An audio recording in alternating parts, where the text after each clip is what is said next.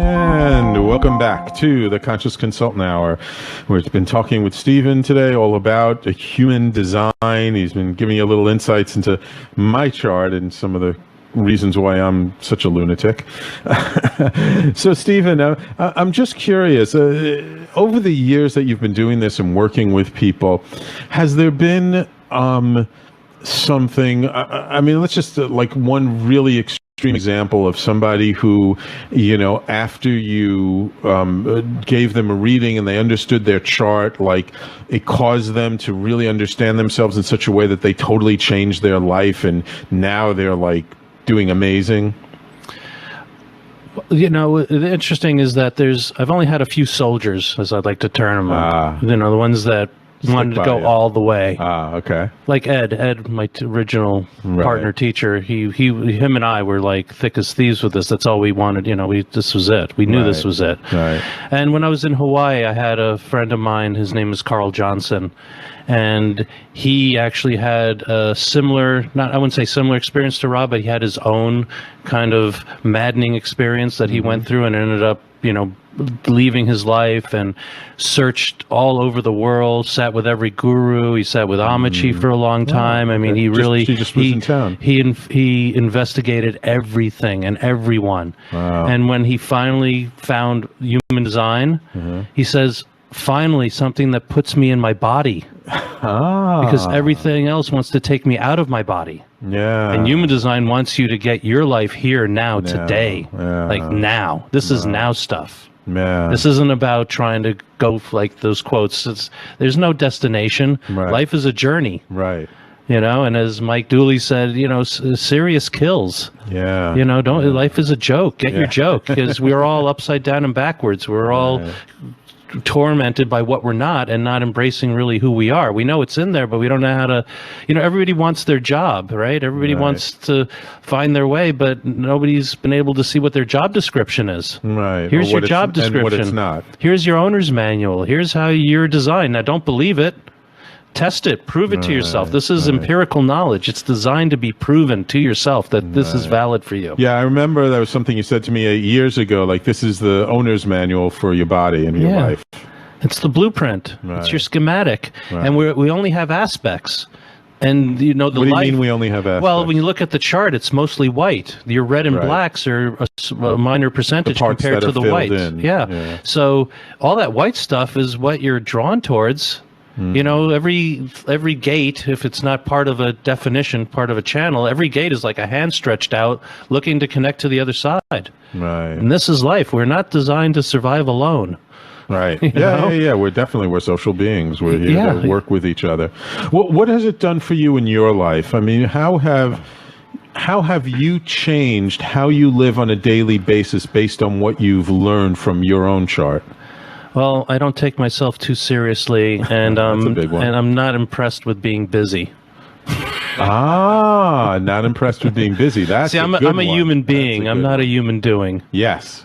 Oh, I say that to people all the time. So, you know, and talking about being in the park and appreciating the flowers in the moment. I mean, that's why I've lived in all these places, because right from the beginning, I didn't really fit into the, you know, marriage and real job and career stuff in that traditional sense. It didn't make sense to me. I saw it as sham. I thought, you know, we're doing terrible things and acting terribly, really, overall in this, and now, you know, as in this mental world where the mind is run amok. I mean, look at the way we legislate and the way things run. I mean, clearly we're insane.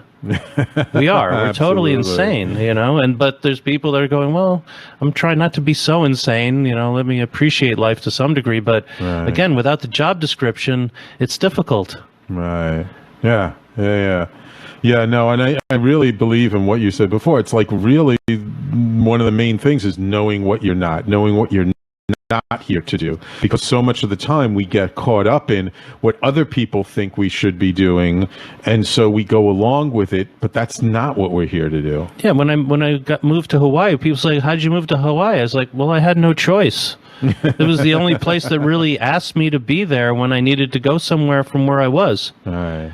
And it was a perfect place for me to go. I was already living in the house. I was staying in the house in Hawaii when I went for a visit, and they said, "Well, would you ever think of moving to Hawaii?" I was like, "I don't know, where would I live?" And they're like, "In this bedroom that you're sleeping in." I'm like, "Oh, that's interesting." I'm in a beautiful $2 million Japanese style sliding wall home with a 5 miles up the hill where they could see the ocean and over the jungle. I mean, it was just insanely gorgeous. Why did you ever move back? Well, my mother got pretty ill, and okay. Sorry about that. in an insane way, I started to miss the cold weather. Wow, interesting. I'm a seasonal guy. Okay. I mean, it was great because I never was out of seasons, Right. and I went 5 years without having real winter to deal with, so that was a treat. But Right. you are stuck in the middle of the Pacific Ocean. Yes, you And New are. York is where all the sick people are, so, I want to do the work here. You need to heal some of those sick people. We've got to help these people, man. I mean, Right. that was what happened. I was hanging out with what was called the Kingdom of Tui and the Native Akalava American Church, and Right. and we're all into a lot of stuff, and a lot of healers were there, but a lot of them lived in New York City, and the chief of the yeah. tribe was asking, "Why would you live in New York when you can be here in paradise?" It's like, because that's where people need help, is in the city. Right. Yeah. That's where people are. Right. Yeah. I mean, the time I have always said for a while, the time for monks, living in the caves and in the forests out on their own is over. It's now time to embrace things here in the middle of big cities. And and if you get into the cosmology, into what's happening on an evolutionary level, Yeah. I mean, there's some real we're going through some major stuff. Yes. And you can see, you have to choose a side now. There's What do you mean by choose a the middle side? ground is disappearing. You Yeah. can't be wishy-washy anymore. You can't be kind of in the middle. It's like the rights and the lefts are really Extreme. showing their extremities. Right. And it's because we're coming to the end of a cycle. I mean, that's why things are getting so intense, is because it's almost, we're coming to this tipping point where things are really changing. Yeah. So what would you recommend for people in this sort of changing, this time of change? What can people do to help to enjoy their lives more, not take it so seriously when it feels like all this stuff is falling apart around us? Well, that's exactly what human design offers, is to understand how you make a decision, to never look to anybody else for how your decision is supposed to go, to know within yourself if that decision is correct, because to look to somebody else to guide you, you're going on a very slippery slope. Yeah. To think that they're actually going to look out for your best interests Right. and not their own. Right. So human design gives you yours, so you can never fear the authority of others.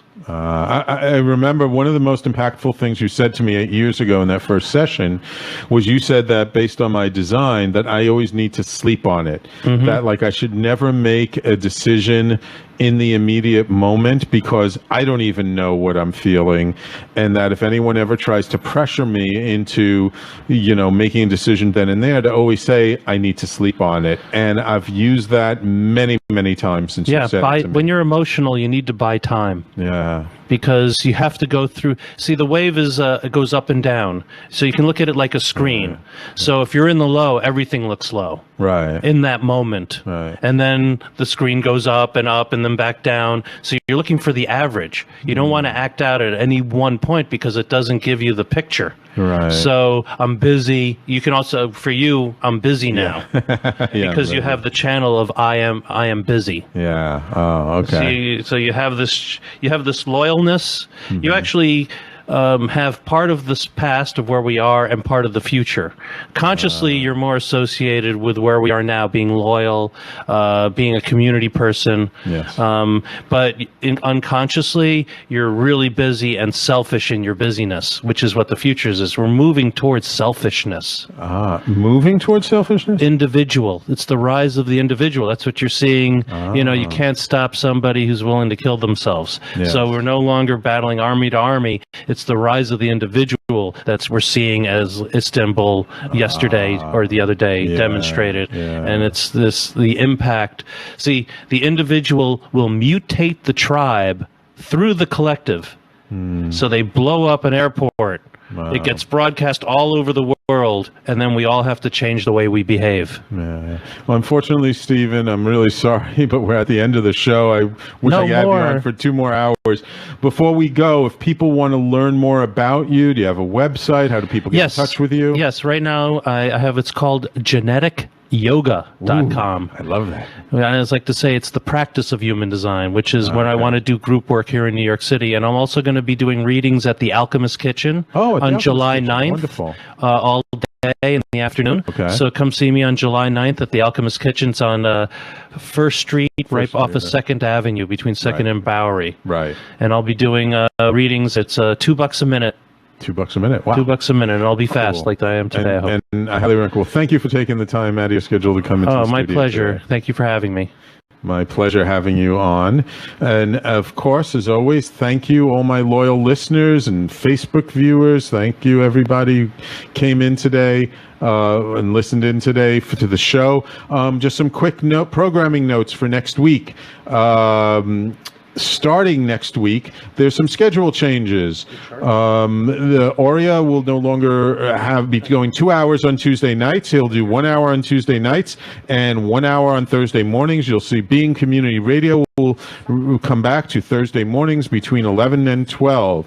Thank you all for tuning in, and we'll talk to you next week.